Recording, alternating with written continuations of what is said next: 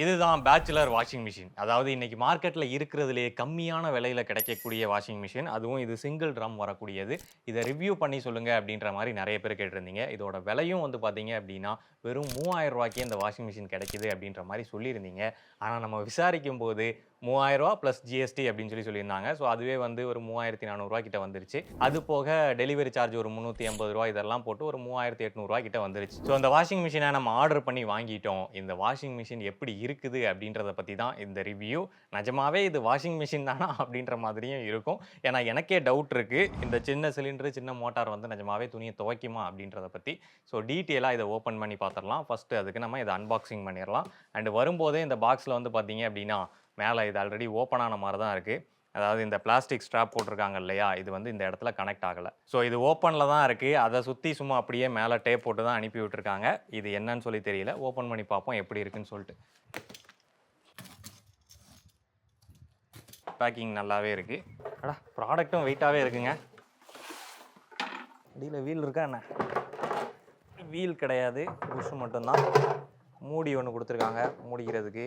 And உள்ளக்க வந்து எலி மருந்து சீட்டுகள். ஸோ இதுதான் வந்து அஜிடேட்டர் ஆர் இம்பல்லர். ரொம்ப குட்டியாக இருக்குது. ரொம்ப சின்னதாக கொடுத்துருக்காங்க. நான் அட்லீஸ்ட் இந்த பேஸ் ஃபுல்லாவது கவர் ஆகும்னு நினச்சேன். Which is disappointing. சரி இதை ஓப்பன் பண்ணிடலாம் ஃபுல்லாக. ஸோ இதுதான் வந்து ட்ரெயின் பைப்பு. இதை இப்படி கனெக்ட் பண்ணிக்கணும். ஸோ இதுதான் வந்து கண்ட்ரோல் நாபு. 5 மினிட்ஸு 10 மினிட்ஸ் இல்லைன்னு நினைக்கிறேன். 5 மினிட்ஸு 15 மினிட்ஸு. ஓ 10 மினிட்ஸும் இருக்குது. சென்டரில் வச்சா 10 மினிட்ஸு அவ்வளோதான். ஓகே இந்த மாதிரி ஒரு சின்ன பைப் ஒன்று கொடுத்துருக்காங்க. இது வந்து தண்ணி வாட்டர் இன்லெட்டுக்குன்னு நினைக்கிறேன்.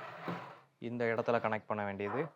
எஸ் இந்த இடத்துல கனெக்ட் பண்ணணும். ஸோ நம்ம பைப் இதில் மாட்ட போகிறோம் அப்படின்னா இந்த மாதிரி கனெக்ட் பண்ணி பைப்பை மாட்டிக்கலாம் இன்லெட்டுக்கு. இதில் வாரண்டியும் வந்து போட்டிருக்காங்க. 1 இயர் வாரண்டி. அண்ட் இதை தான் வாரண்டி கார்டு அப்படின்னு மென்ஷன் பண்ணியிருக்காங்க. டேட் ஆஃப் பர்ச்சேஸும் இதில் வந்து குறிப்பிடப்பட்டிருக்கு. டைமருக்கு கண்டிப்பாக கேரண்டி கிடையாது. ஒரு முறை வலது பக்கமாக திருப்பிய பின் இடது பக்கமாக திருப்பக்கூடாது. ஐயோ இப்போ அதை தான் நம்ம திருப்பி விளையாடிட்டு இருந்தோம். ரைட் சைடில் திருப்பிட்டா இடது பக்கமாக திருப்பக்கூடாதான். ஓகே ஃபர்ஸ்ட் இது எப்படி இருக்குது அப்படின்னு சொல்லி நம்ம ரன் பண்ணி பார்க்கறதுக்கு முன்னாடி வாஷிங் மிஷின்னா என்ன அப்படின்றத நம்ம புரிஞ்சுக்கலாம். உங்களுக்கு ரெஃபரன்ஸ்க்காக இந்த வாஷிங் மிஷினை பற்றி நம்ம வந்து வீடியோ பண்ணியிருப்போம். இது வாஷிங் மிஷின் கிடையாது. இது வந்து ஒரு பக்கெட்டு. இதுக்குள்ளே 12 வோல்ட் மோட்டரை வச்சு சும்மா சுற்றி விட்றாங்க. ஸோ சுற்றுறது வாஷிங் மிஷினாக ஒர்க் ஆகாது அப்படின்னு சொல்லி நம்ம சொல்லியிருப்போம். அப்போ நிறைய பேர் கேட்ட விஷயம் என்னென்னா, அட என்னப்பா நார்மல் வாஷிங் மிஷினும் சுத்த தான் செய்யுது, இதுவும் சுத்த தான் செய்யுது அப்படின்றப்போ இது மட்டும் ஏன் அழுக்கு எடுக்காது அப்படின்ற மாதிரி நிறைய பேர் கேட்டிருந்தீங்க. இதை புரிஞ்சுக்கிறதுக்கு வாஷிங் மிஷின் அப்படின்றது சும்மா சுற்றுறது மூலமாக துணிகளில் இருக்கக்கூடிய அழுக்கை ரிமூவ் பண்ணுறது கிடையாது. அந்த வாஷிங் மிஷினோட ரொட்டேஷன் பார்த்தீங்க அப்படின்னா கொஞ்சம் முன்னாடி சுற்றும், அதுக்கப்புறமா பின்னாடி சுற்றும். ஏன்னா ஒரே பக்கமாக வாஷிங் மிஷின் சுத்துச்சு அப்படின்னா அதோட சென்ட்ரிஃபியூகல் ஃபோர்ஸ் காரணமாக இந்த தண்ணீரும் அந்த துணியும் வந்து வெளிப்பக்கமாக தள்ளப்படும். அப்போ அந்த தண்ணீரும் துணியும் ஒரே சிங்க்ல வந்து சுத்த ஆரம்பிச்சிடும். ஸோ ரெண்டுமே ஒரே சிங்க்ல ஒரே மாசுல சுத்தும் அப்படின்றதுனால அதுல எந்த விதமான ஃப்ரிக்ஷனும் உருவாகாது. ஸோ ஃப்ரிக்ஷன் உருவாகலை அப்படின்ற பட்சத்தில் துணியில இருந்து அழுக்க ரிமூவ் பண்ண முடியாது. அதனால தான் வாஷிங் மிஷின் வந்து ஃபார்வர்ட் அண்ட் ரிவர்ஸ்ல சுத்தும். ஃபார்வர்ட்ல சுத்தும் போது கிடைக்கக்கூடிய அந்த ஃபோர்ஸை பீட் பண்ணி உடனே ரிவர்ஸ்ல சுத்துறதுனால அந்த இடத்துல ஒரு டர்புலன்ஸ் வந்து உருவாகும். இந்த டர்புலன்ஸ் காரணமா அந்த இடத்துல துணியும் தண்ணீரும் வந்து பிரிக்கப்படுது.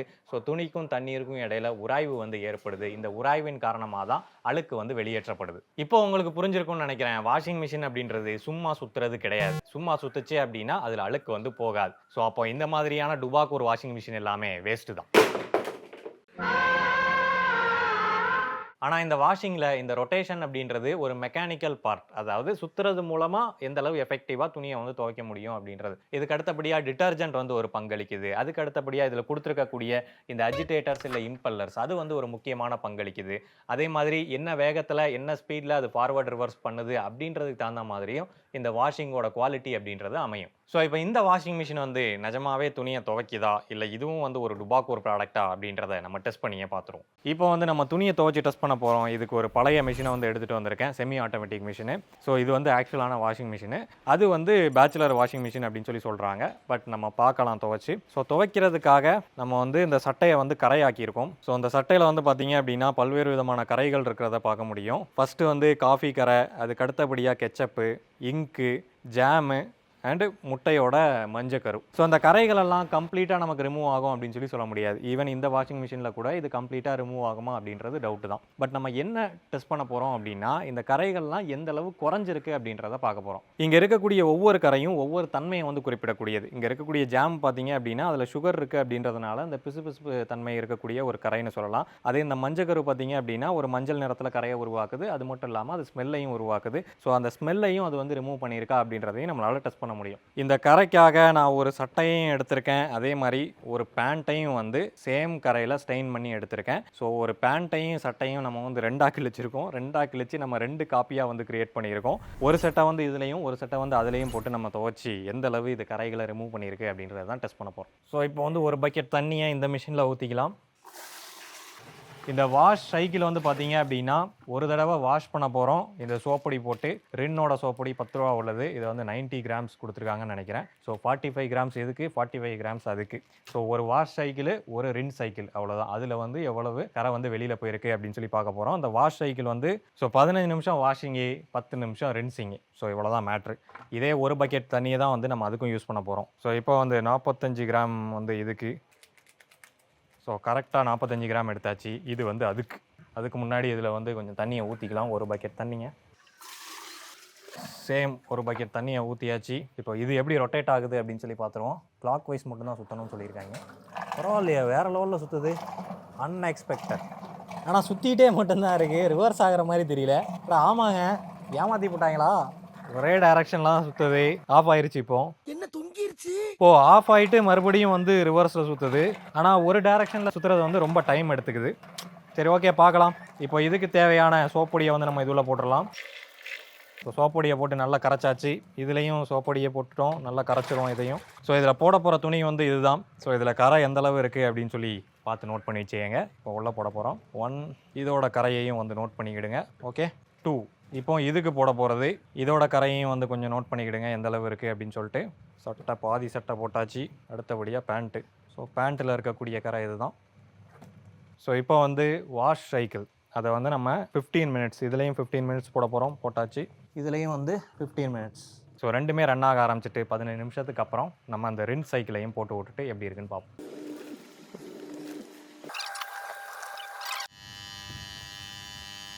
ரெண்டுத்துலேயுமே வாஷ் சைக்கிள் வந்து முடிஞ்சுது.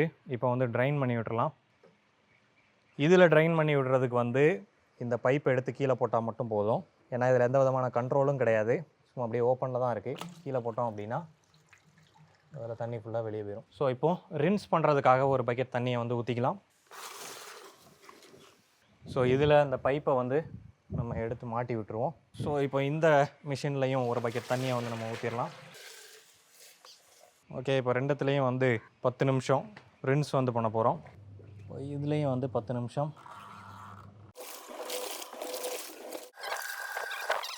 ஸோ இப்போ ரின்ஸ் சைக்கிளும் வந்து முடிஞ்சிருச்சு.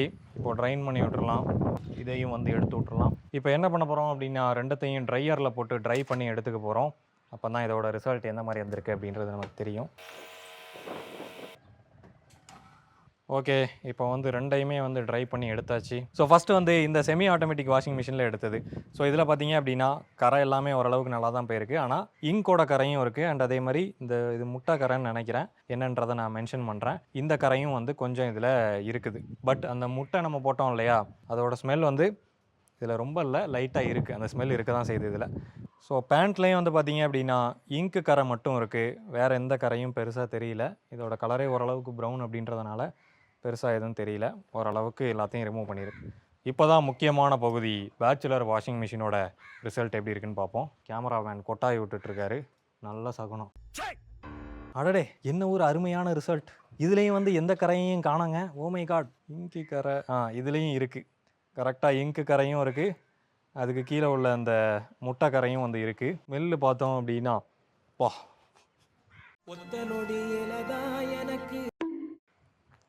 இதில் அதை விட கொஞ்சம் அதிகமாகவே ஸ்மெல் இருக்குது.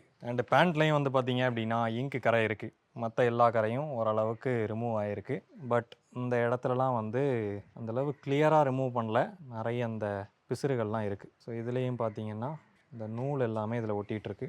இந்த பேச்சுலர் வாஷிங் மிஷின் எப்படி ரிசல்ட் கொடுத்துருக்கு அப்படின்னு சொல்லி கேட்டிங்கன்னா, நம்ம போட்ட ஸ்டெயின்ஸ்லாம் வந்து ரொம்ப டஃப்பான ஸ்டெயின்ஸ்லாம் ஒன்றும் கிடையாது. நம்ம ரெகுலர் லைஃப்பில் யூஸ் பண்ணக்கூடியது தான். இந்த இங்காக இருக்கட்டும், இல்லை நம்ம சாம்பார் கொட்டுது, வேர்வை உருவாகுது, அந்த மாதிரி இதை ரெப்ளிகா பண்ணுற மாதிரி தான் நம்ம கரைகளை வந்து போட்டிருந்தோம். ஸோ அந்த வகையில் பார்க்கும்போது இதில் சோப் பொடியே வந்து கிட்டத்தட்ட ஒரு 50-60% வேலையை பார்த்துரும். அதுவே வந்து அந்த கரைகளை ஈஸியாக பிரித்து விட்டுரும். ஸோ அப்போ லைட்டாக நம்ம தண்ணியை ஊற்றி சுற்றினாலே போதும், அது எல்லாமே வந்துடும். அந்த வகையில் இது வாஷிங் மிஷினாக இந்த துணியில் இருக்கக்கூடிய கரைகளை வந்து நல்லாவே ரிமூவ் பண்ணியிருக்கு. ஆனால் இதில் சில விஷயங்களையும் நீங்கள் நோட் பண்ணணும். ஃபர்ஸ்ட் விஷயம் வந்து இந்த அஜிடேட்டர் சுற்றக்கூடிய அந்த நேரம். அதாவது செமி ஆட்டோமேட்டிக் மிஷினில் வந்து பார்த்தீங்க அப்படின்னா அந்த அஜிடேட்டர் வந்து ஒரு 2 செகண்ட் சுற்றுது, திரும்ப 1 செகண்ட் கேப் எடுத்துட்டு மறுபடியும் ரிவர்ஸில் வந்து அது 2 செகண்ட் சுற்றுது. ஸோ இந்த மாதிரி சுற்றுறதுனால அந்த தண்ணீரில் உருவாகக்கூடிய அந்த ஃபோர்ஸ் டர்புலன்ஸ் வந்து நல்லாவே உருவாகுது. அப்படின்றதுனால அந்த துணியில் வந்து அது பயங்கரமாக அந்த எஃபெக்டை வந்து கொடுக்குது, பயங்கரமாக அதை அடிச்சு துவைக்குது அப்படின்னு சொல்லலாம். ஆனால் இந்த மிஷினை பார்த்தீங்க அப்படின்னா இது ஃபார்வர்டில் 30 செகண்ட் சுற்றுது அண்ட் அதே மாதிரி ரிவர்ஸில் வந்து 30 செகண்ட் சுற்றுது. இது ரெண்டுத்துக்குமான இடைவெளி வந்து 5 செகண்ட் எடுத்துக்குது.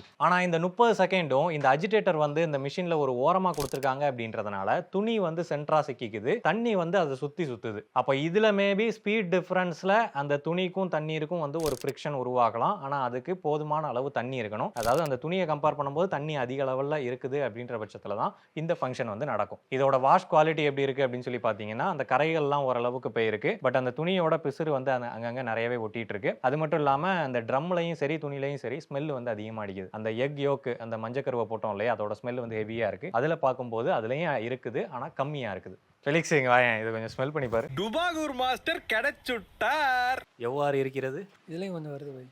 இதுலயும் வருதுன்னா அப்போ ரெண்டுத்துல எது அதிகமாக வருதுன்னு பாரு. இதை கம்பேர் பண்ணும்போது இதில் அதிகமாக வருது.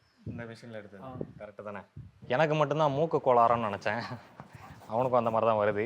இதில் கொடுத்துருக்கக்கூடிய இந்த சின்ன அஜிடேட்டரை வச்சு அது தண்ணியை மட்டும்தான் அதால் வேகமாக பிடிச்சி சுத்த முடியுமே தவிர டேரெக்டாக துணி ஃப்ளோரில் இருந்தது அப்படின்னா அதை சுத்த வைக்கிறதுக்கு இது கொஞ்சம் சிரமப்படும். அண்ட் அதே மாதிரி இதில் 4 ஜீன்ஸ் பேண்ட் போட முடியும், 5 சட்டையை போட முடியும் அப்படின்ற மாதிரி அந்த டேட்டா ஷீட்டில் வந்து மென்ஷன் பண்ணியிருக்காங்க. அந்த அளவு துணி போட்டு துவைக்குமா அப்படின்றது டவுட்டு தான். அவ்வளவு இது துணியை போடும்போது அந்த வாஷ் குவாலிட்டி கம்மியாயிரும்.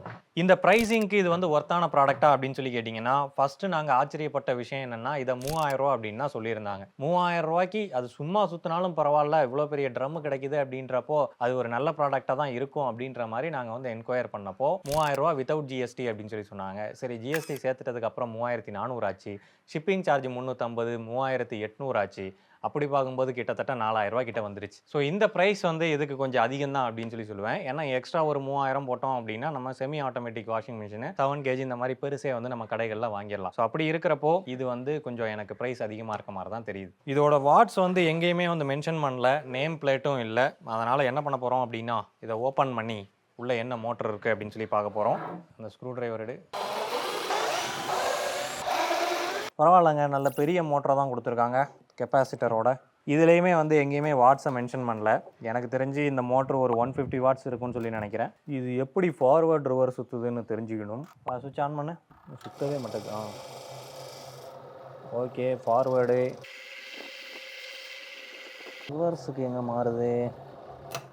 ரைட், இதில் தான் ரிலே வந்து கொடுத்துருக்காங்க. Okay, so forward reverse control வந்து பார்த்தீங்க அப்படின்னா கம்ப்ளீட்லி மெக்கானிக்கல் கண்ட்ரோல் தான். ஒரு ஸ்ப்ரிங் டென்ஷனில் வந்து நம்ம திருப்பும் போது அந்த ஸ்ப்ரிங் வந்து லூஸ் ஆக ஆரம்பிக்குது. ஸோ அதில் வந்து ஒரு மெக்கானிக்கல் நாப் வந்து சுற்றுது. அதுதான் வந்து ஃபார்வர்ட் ரிவர்ஸ் கண்ட்ரோலை வந்து இந்த மோட்டாருக்கு பண்ணுது. இன்ட்ரெஸ்டிங். இந்த மிஷினில் உள்ள ஒரு அட்வான்டேஜ் என்னென்னா இதில் நல்ல ஒரு ஹெவியான மோட்டர் வந்து கொடுத்துருக்காங்க. அண்ட் ஈஸியாக ரிப்பேர் பண்ணுற மாதிரியும் அந்த ஆப்ஷன் இருக்குது. கெப்பாசிட்டர் போனால் மாற்றிக்கலாம். அண்ட் மோட்டர் அவ்வளோ ஈஸியாக போகாது. இங்கேயும் வந்து மெக்கானிக்கல் கண்ட்ரோல் தான் அப்படின்றதுனால. பட் இதை வாரண்டியில் கவர் பண்ண மாட்டாங்க அப்படின்னு சொல்கிறாங்க. இதுதான் முக்கியமான விஷயம். ஏன்னா இதுதான் சீக்கிரமாக ஃபெயிலியர் ஆகும். ஃபெயிலியர் ஆச்சு அப்படின்னா ஃபார்வர்ட் ரிவர்ஸ் கண்ட்ரோல் வந்து கிடைக்காது. இதே அழகாக மாற்றி கொடுக்கலாம் வாரண்டியில். கேட்டால் இதை மாற்றி கொடுக்க மாட்டாங்களாம். நான் நினச்சா பண்ணலாம், ஆனால் பண்ண மாட்டேன். டேர்ம்ஸ் அண்ட் கண்டிஷன்ஸில் தெளிவாக போட்டு எஸ்கேப் ஆகிருக்காங்க. இது யாருக்கு செட் ஆகும் அப்படின்னு சொல்லி கேட்டிங்கன்னா பேச்சுலர் ஒரே ஒரு ஆள் தான் இருக்காரு, அவரோட துணி மட்டும் வாரத்துக்கு ஒரு 4-5 துணி போட்டு துவைக்கணும் அப்படின்ற பட்சத்தில் இந்த மிஷினை வந்து வாங்கிடலாம். அதுவும் ரொம்ப பட்ஜெட் பிரச்சனையாக இருந்தால் மட்டும் இதை வாங்குங்க. இல்லை உங்களால் ஒரு 8000-7000 ஸ்பெண்ட் பண்ண முடியும் அப்படின்ற பட்சத்தில் செமி ஆட்டோமேட்டிக்கு போயிடுறது நல்லது. நம்ம யூஸ் பண்ணி பார்த்த வரைக்கும் இது ஒரு 50 to 60% வாஷிங் மிஷின் மாதிரி வேலை செய்யும். தண்ணியோட ரொட்டேஷனை பயன்படுத்தி அது மூலமாக ஃப்ரிக்ஷனை கிரியேட் பண்ணி துணியில் இருக்கக்கூடிய அழுக்க ஓரளவுக்கு ரிமூவ் பண்ணும் அப்படின்னு சொல்லலாம். இது கம்ப்ளீட்டாக டுபாக்கூர் ப்ராடக்ட்டும் கிடையாது, 100% ஒரு நல்ல வாஷிங் மிஷினும் கிடையாது. அதுக்கு நடுவில் பிளேஸ் ஆகக்கூடிய ஒரு ப்ராடக்ட். இந்த மாதிரி ஒரு ஆப்ஷனில் தேவைப்படுறவங்க வேணுன்றவங்க வாங்கிக்கோங்க. இவ்வளோதான் இந்த வீடியோ உங்களுக்கு பிடிச்சிருக்கும் புரிஞ்சிருக்கும் அப்படின்னு சொல்லி நம்புகிறேன். இதே மாதிரி வேறு எதுவும் ப்ராடக்ட்ஸை ரிவ்யூ பண்ணனாலும் சொல்லுங்கள், கண்டிப்பாக பண்ணிடுவோம். பையிங் ஃபேக்ட் சேனலுக்கு சப்ஸ்கிரைப் பண்ணுங்கள். நன்றி.